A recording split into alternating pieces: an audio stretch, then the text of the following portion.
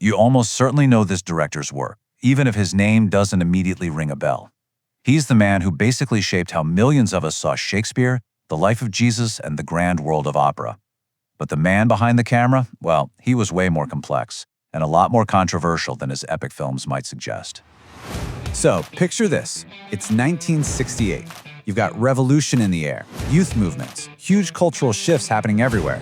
And right in the middle of all that, a movie based on a 400-year-old play somehow becomes one of the most talked about films of the entire year. How does that even happen?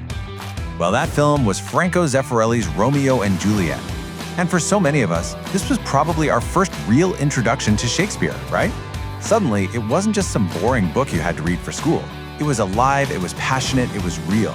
Zeffirelli made Shakespeare cool, and it turned him into an international superstar. So, what was the secret? How did an Italian director take a classic tragedy and make it connect so deeply with the kids of the swinging 60s? Let's get into it.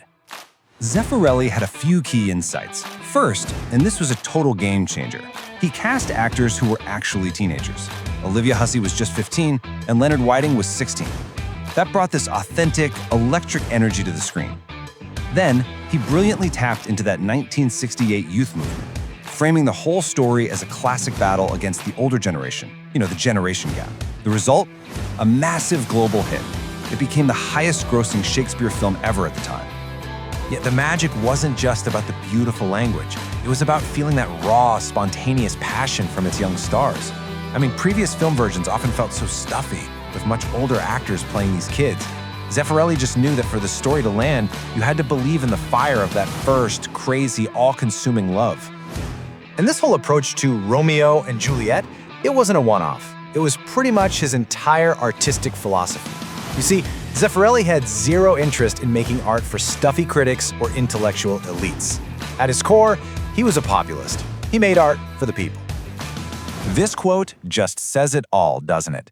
He believed that great art should be accessible, it should be emotional, and it should last. He really had no patience for all the trendy, avant-garde stuff that he felt just pushed regular people away. His mission was to preserve the classics by making them big, beautiful, and easy for everyone to connect with. And he applied this idea to everything he touched. In movies, you had his gorgeous Shakespeare adaptations. In the opera world, where he was a total legend, he created these massive, spectacular productions of classics like La Traviata and Tosca that were designed to blow you away. And on TV, he created these sweeping, religious epics that reached millions and millions of homes. His 1977 miniseries Jesus of Nazareth is a perfect example of this vision in action. It's respectful, it's deeply human, and it looks incredible.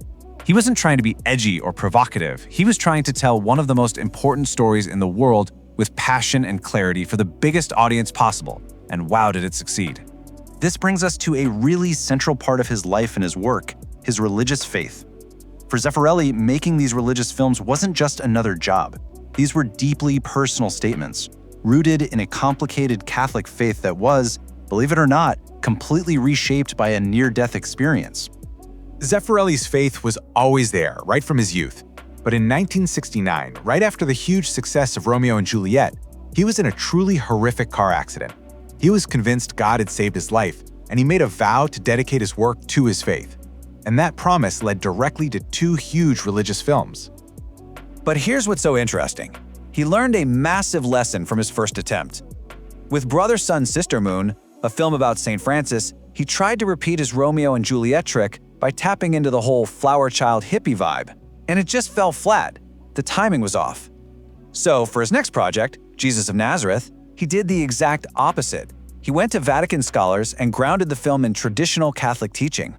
And the result was an absolute landmark. People loved it for its respectful, human portrayal of Jesus. It was a massive success and became this beloved Easter tradition for families all over the world. Zeffirelli had learned something powerful. When it comes to this kind of story, sticking to the source is way more powerful than chasing a trend. Okay, but this is where the story takes a very sharp turn, because the man who created these revered works of faith and timeless love stories lived a life that was, even by his own admission, just a series of huge public contradictions. So on one side of the ledger, you have his public persona, a devout practicing Catholic, a conservative senator in the Italian government, a fierce opponent of abortion. And then on the other side, the private realities. He lived an openly homosexual lifestyle. His great mentor was his former lover, the director Luchino Visconti. And, most disturbingly, he faced multiple, serious accusations of sexual harassment and assault from actors he worked with. And the wildest part is, Zeffirelli wasn't hiding from this. He was completely aware of it. This quote from his own autobiography is just stunning in its honesty. He's saying, "I believe the church's teachings are true, and I also know that by those very same rules, the way I live my life is sinful." I mean, that was the unresolved conflict at the very center of his life. And the knots just get tighter. He claimed he himself was a victim of abuse by a priest when he was a boy. And despite his own life, he publicly opposed changing the definition of marriage and said he hated the word gay. And those allegations against him were serious. The actor Bruce Robinson famously said the creepy, lecherous character in the cult film With Nail and I was based directly on his own disturbing encounters with Zeffirelli. So, what do we do with all that? How are we supposed to reconcile the beautiful, enduring art with the deeply flawed, controversial man who created it? It's not a new question, but Zeffirelli's life makes it absolutely impossible to ignore. This really gets to the heart of it, doesn't it? It's this age-old question. Is artistic genius some kind of gift that can work through a person no matter what their personal life is like? Can someone create something that is truly good and beautiful, even if their own life is a mess of sin and contradiction? You know, history gives us examples all over the map. On one end, you have someone like the friar Fra Angelico, whose holy life seems perfectly reflected in his saintly art. And then on the total opposite end, you get a guy like Caravaggio, who painted some of the most profound religious masterpieces ever, while also being a violent brawler and, yep, a murderer. In the end, that's the challenge Franco Zeffirelli leaves us with. We can still watch his Romeo and Juliet and get swept away, or feel the power of his Jesus of Nazareth. But knowing about the man behind them forces us to ask some really tough questions about separating the art from the artist, about grace, hypocrisy, and the whole mystery of where creativity even comes from. He leaves us with this question: when the art is beautiful, but the artist is this complicated, where do you draw the line?